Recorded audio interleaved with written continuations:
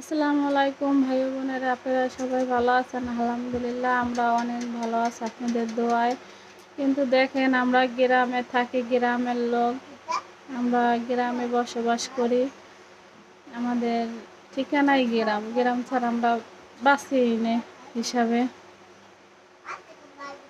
তাই আপন কিছু কিছু জিনিস আছে, জানেন যে আপন মানুষের কাছে বললেও হয় না, একটা লোক থাকা লাগে বলার মতো। কিন্তু আমার সেরকম নেই যে আমি একটা মনের কষ্ট কথা আমি একজনকে বলবো।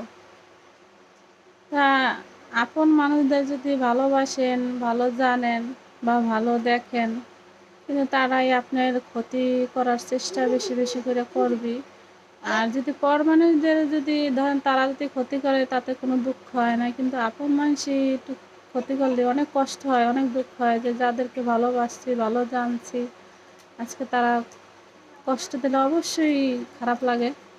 তাই কথাগুলো কীরকমের কার লাগছে সবাই কমেন্টে আমাকে জানাবেন।